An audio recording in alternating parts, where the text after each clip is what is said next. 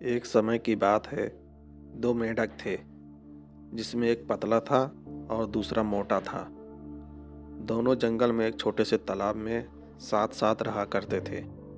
वे दोनों बचपन से ही बड़े अच्छे मित्र थे और दोनों रोज खेलते उछलते रहते थे, खूब मस्ती किया करते। उन दोनों को ही तालाब के आसपास के इलाकों में जाकर घूमना अच्छा लगता था। एक दिन ऐसे ही साथ में घूमते घूमते दोनों जंगल के बाहर एक खेत में पहुंच गए। वहां उन्होंने देखा कि एक ग्वाला अपने गाय से दूध निकाल रहा था। उन्होंने पहले कभी भी ऐसे दूध निकालते हुए नहीं देखा था। ग्वाला ने दूध निकालकर एक बाल्टी में भरकर रख दिया। वे दोनों मेंढक बहुत आश्चर्य में थे, क्योंकि उन्होंने आज से पहले ऐसा कभी नहीं देखा था। उन्होंने तो जंगल में केवल तालाब का गंदा पानी ही देखा था। कुछ देर सोचने के बाद उन दोनों ने निर्णय लिया कि इस सफ़ेद पानी में तैरने का मज़ा ही कुछ और होगा। तो चलो इस सफ़ेद पानी में तैर कर देखते हैं। यह सोचकर उन दोनों ने एक साथ बाल्टी में छलांग लगा दी। बाल्टी के अंदर पहुंचते ही दोनों बड़ा अच्छा महसूस करते हैं। फिर दोनों ने मन भर कर बाल्टी में दूध के अंदर खूब मस्ती की। बड़ी देर तक उछल कूद करने के बाद जब मन भर आया तो मोटा वाला मेंढक बोला, चलो अब घर चले, शाम हो गई है। पतला मेंढक बोला, हाँ भाई, तुम सही कह रहे हो, हमें अब चलना चाहिए। अब वे दोनों मेंढक उस दूध वाली बाल्टी से बाहर निकलने के लिए जैसे ही छलांग लगाते, तभी दूध की चिकनाई की वजह से वह फिर से फिसल कर बाल्टी के अंदर पहुंच जाते हैं। उन्होंने फिर दोबारा से छलांग मारकर बाल्टी से बाहर निकलने का प्रयास किया, पर इस बार भी वह दोनों मेंढक असफल रहे। इस तरह वो जब भी बाल्टी से बाहर जाने की कोशिश करते, हर बार फिसल कर नीचे की तरफ आ जाते। मोटा मेंढक बोला, अरे मित्र, यह क्या हो रहा है?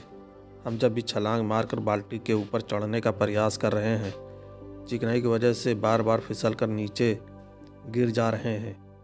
इस तरह तो हम कभी बाहर नहीं निकल पाएंगे और ज़्यादा देर ऐसा ही रहा तो हम जीवित भी नहीं बचेंगे। मित्र, जल्दी से कोई उपाय निकालो यहाँ से बाहर निकलने का। पतला मेंढक बोला, हाँ तुम सही कह रहे हो, लेकिन सिर्फ प्रयास करने के अलावा तो हमारे पास और कोई उपाय भी नहीं है। बाल्टी बहुत बड़ी होती है। तमाम के बाद वे दोनों काफ़ी थक भी चुके थे। कुछ देर आराम करने के बाद दोनों बाल्टी के किनारे से छलांग लगाकर बाहर निकलने की कोशिश करने लगते हैं। काफ़ी ऊपर तक तो गए, लेकिन अंततः फिसलने की वजह से अधिक समय तक टिक नहीं पाए और तुरंत फिसलकर नीचे की तरफ आ गए। तमाम कोशिश के बाद अब मोटा मेंढक हिम्मत हार कर बैठ जाता है। वह बोलता है, बस मित्र, अब मुझसे ना हो पाएगा। अब हम यहाँ से बाहर नहीं निकल पाएंगे। पतला मेंढक बोलता है, नहीं मित्र, ऐसा मत कहो, यूँ हिम्मत मत हारो, प्रयास करते रहो, ज़रूर हम इस बाल्टी से बाहर निकल जाएंगे। अभी हम पूरी तरह थक चुके हैं, तो चलो हम ऐसे ही धीरे धीरे तैरते रहते हैं। बाद में कोई ना कोई तो आएगा जो हमें इस बाल्टी से बाहर निकाल ही देगा। इस तरह दोनों मेंढक काफ़ी देर तक तैरते रहे।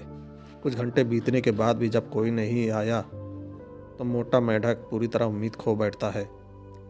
दोनों मेंढक काफ़ी थक गए होते हैं। मोटा मेंढक बोला, भाई, मैं और तैर नहीं पाऊँगा, कई घंटे से तैरते तैरते मैं थक चुका हूँ। इस पर पतला मेंढक बोला, भाई देख, अगर तू तैरना बंद कर देगा तो डूब जाएगा और कुछ देर में सांस रुक जाएगी और तू मर जाएगा। हम लोग को मरना नहीं है भाई, तुम तैरते रहो, इसके अलावा दूसरा कोई रास्ता नहीं है। सब्र और उम्मीद बनाए रखो, ज़रूर कोई हल निकल आएगा। मोटा मेंढक थोड़ी देर और तैरता है, फिर कहता है, भाई देख, हम दोनों साथ रहे हैं, आपस में बहुत मस्ती किए हैं, लेकिन मुझे लगता है आज यह सब खत्म होने वाला है, क्योंकि अब मैं हार चुका हूँ। आज यह हो सकता है कि मेरी ज़िंदगी का आखिरी दिन हो। अब मैं और मेहनत नहीं कर सकता, मैं और तैर नहीं सकता।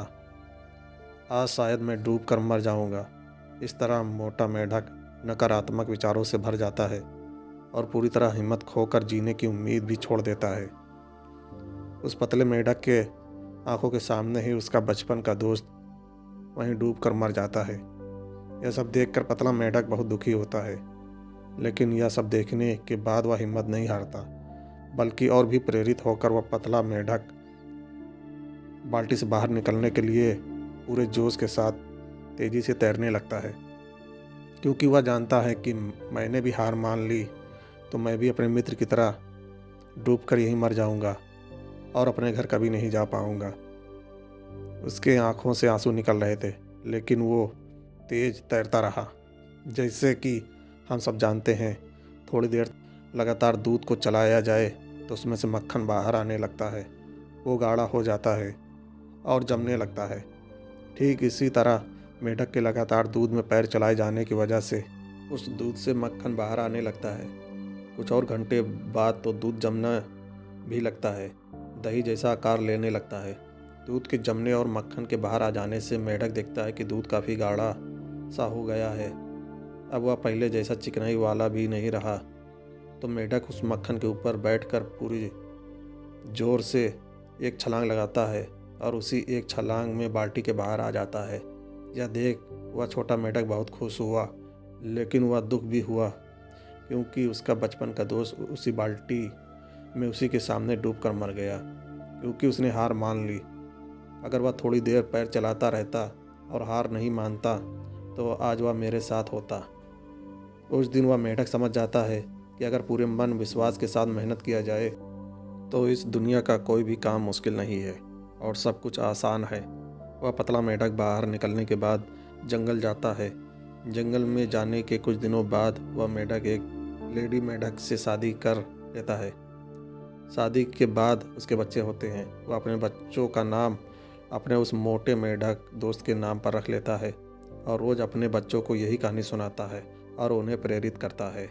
इस कहानी से हमें सीख मिलती है, आप लगातार मेहनत करते रहें और अपने सपनों को ज़िंदा रखें। आप ज़रूर एक दिन अपनी मंजिल तक पहुंच जाएंगे।